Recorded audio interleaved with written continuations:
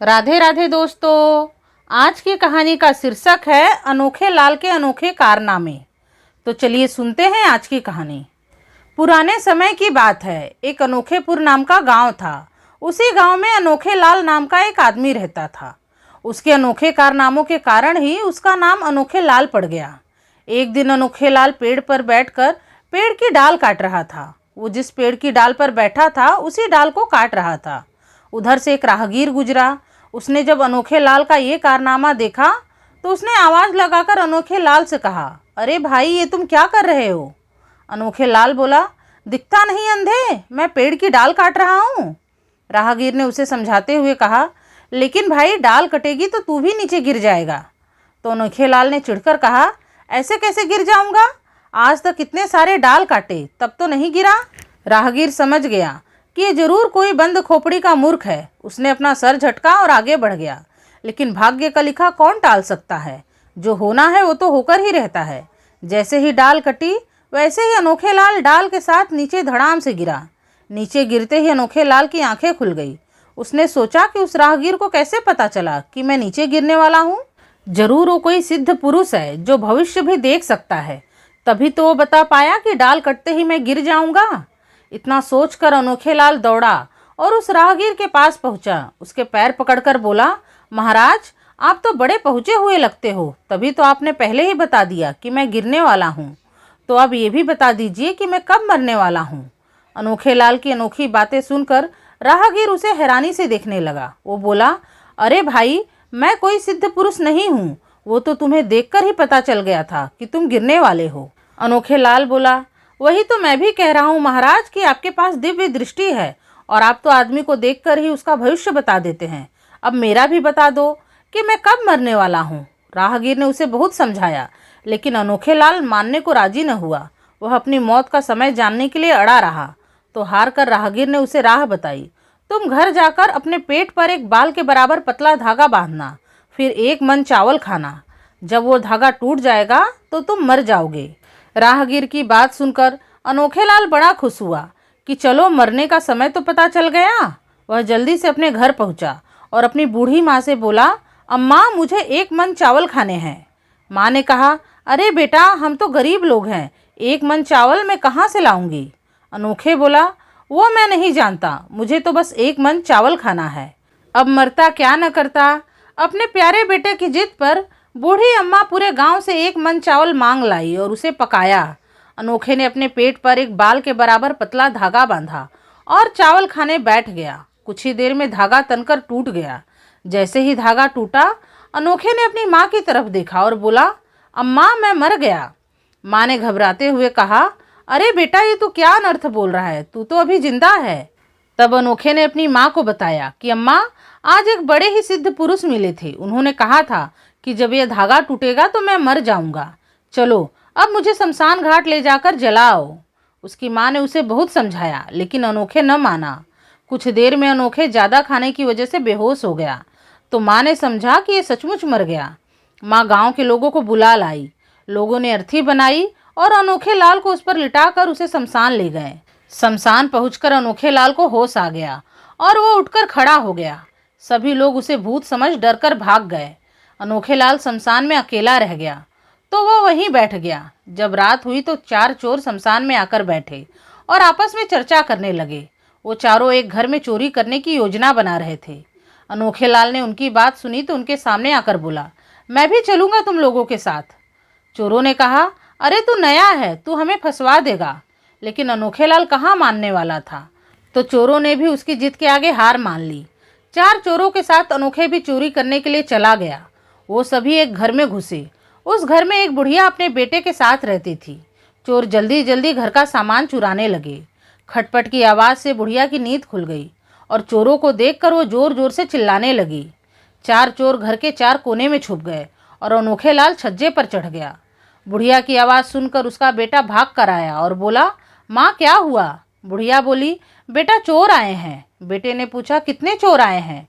बुढ़िया बोली, ये तो ऊपर वाला जाने। बेटे ने फिर पूछा, अच्छा, वो किधर गए हैं? बुढ़िया फिर बोली कि ये तो ऊपर वाला ही जाने। बेटे ने कहा, माँ, चोर क्या क्या ले गए हैं? बुढ़िया ने फिर से अपनी बात दोहराई कि बेटा, ये तो ऊपर वाला ही जाने। बुढ़िया की बातें सुनकर अनोखे लाल का माथा ठनक गया कि ये बुढ़िया तो सारा इल्ज़ाम मेरे ही ऊपर लगा रही है। वो जोर से बोला, क्यों, सब ऊपर वाला ही जाने और जो चार कोने में छिपे हैं वो कुछ नहीं जाने? इतना सुनकर वो चारों चोर जल्दी से निकलकर भागे। अनोखे भी किसी तरह अपनी जान बचाकर वहाँ से निकला और अपने घर पहुँचा। कुछ दिन बीते तो अनोखे की माँ ने कहा, बेटा अपनी बहन के ससुराल जाकर उसे ले आ। तो अनोखे चल पड़ा अपनी बहन को उसकी ससुराल से लाने। रास्ते में उसे 2 गायें चरती हुई दिखी। उसने उन 2 गायों को ले जाकर जंगल में एक पेड़ से बांध दिया। शाम होते होते वो अपनी बहन के ससुराल पहुंचा तो उसने सोचा कि पहले पेड़ पर चढ़कर देखूं तो कि अंदर क्या चल रहा है। वह पेड़ पर चढ़कर अंदर देखने लगा। उसकी बहन अपनी सास से बतिया रही थी। सासू जी 3 लड्डू हैं, क्या करूं? सास ने कहा, एक अपने पति को दे दे, एक मुझे दे दे और एक तू खा ले। बहू ने वैसा ही किया। एक एक लड्डू तीनों ने खा लिए। अनोखे पेड़ से उतरा और घर के अंदर चला गया। उसकी खूब आव भगत हुई। बहन की सास ने कहा, बहू अपने भाई को लड्डू तो खिला। तो अनोखे ने तुरंत कहा, एक लड्डू तो आप खा गई, एक बहन खा गई और एक जीजा खा गया, अब मुझे लड्डू कहाँ से खिलाओगे? सास को लगा कि बहू का भाई तो अंतर्यामी है, इसे तो सब पता रहता है। ये बात उसने अपनी एक पड़ोसन को बताई। धीरे धीरे ये बात पूरे गांव में फैल गई। इस बात को सुनकर गांव का एक आदमी दौड़ा आया और अनोखे से कहने लगा, अगर तुम अंतर्यामी हो तो बताओ मेरी खोई हुई 2 गायें कहाँ हैं? अनोखे ने अपनी आंखें बंद करके कुछ सोचने का नाटक किया और बोला, गांव के बाहर जहाँ 3 रास्ते हैं वहाँ के पास के जंगल में एक पेड़ के नीचे तेरी दोनों गायें बंधी हुई है। वो आदमी ढूंढते ढूंढते वहाँ गया और उसे सचमुच अपनी गायें वहीं मिल गई। अब तो अनोखे लाल का खूब नाम हुआ कि वो तो अंतर्यामी है, सिद्ध पुरुष है, खोई हुई चीजें ढूंढ सकता है। धीरे धीरे ये खबर उस राज्य के राजा के पास भी पहुंची। रानी का एक हीरो का हार खो गया था जिसे पूरे महल में ढूंढा गया, लेकिन वो हार कहीं न मिला। अनोखे लाल के बारे में सुनकर राजा ने उसे अपने दरबार में बुलवाया और बोला कि तुम अंतर्यामी हो तो आज रात तुम मेरे महल में ही रुको। रानी का हीरो का हार खो गया है, कल तक वो हार ढूंढ देना, नहीं तो तुम्हारा सर कलम कर दिया जाएगा।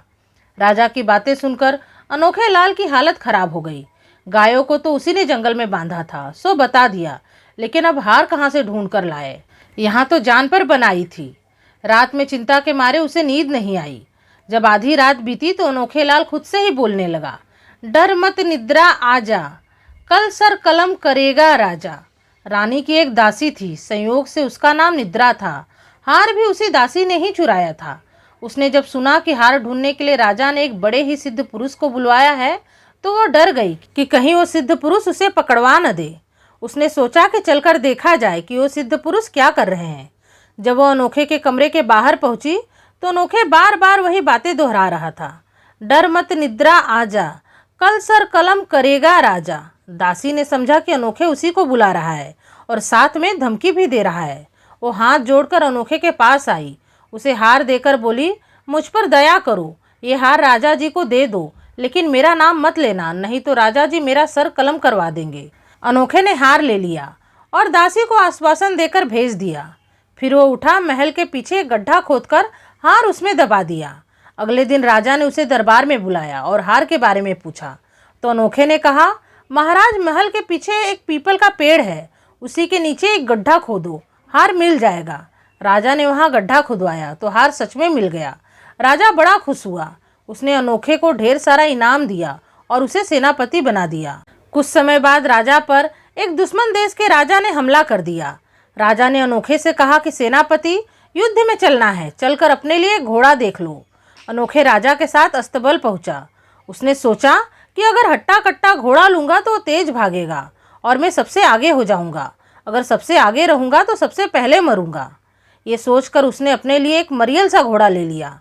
ये देखकर अस्तबल वाला बोला कि महाराज, हमारे सेनापति तो बड़े पारखी हैं, उन्होंने अपने लिए सबसे तेज घोड़ा चुना है। सेना तैयार होकर युद्ध के लिए चल पड़ी और सेनापति का घोड़ा सबसे तेज। वो सबको पीछे छोड़ आगे दौड़ने लगा। अनोखे उस तेज घोड़े पर संभल नहीं पा रहा था। जंगल की लताएं उसके गले में उलझ गई, सर पर डालियां लग गई, कपड़े फट गई, एकदम भयंकर रूप बन गया उसका। युद्ध के मैदान में पहुंचते पहुंचते अनोखे लाल संभलने के चक्कर में घोड़े पर उल्टा बैठ गया।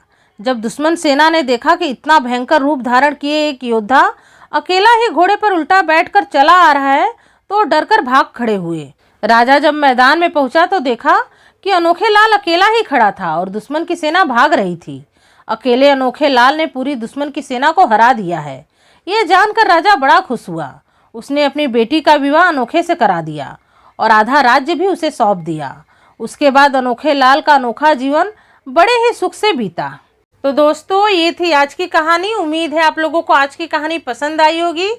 कहानी पसंद आई है तो इस वीडियो को लाइक करके प्लीज़ मेरे चैनल को सब्सक्राइब कर दीजिएगा और एक छोटा सा कमेंट भी कर दीजिएगा। आपसे मिलूंगी अपने अगले वीडियो में एक नई कथा कहानी के साथ। तब तक के लिए राधे राधे, धन्यवाद।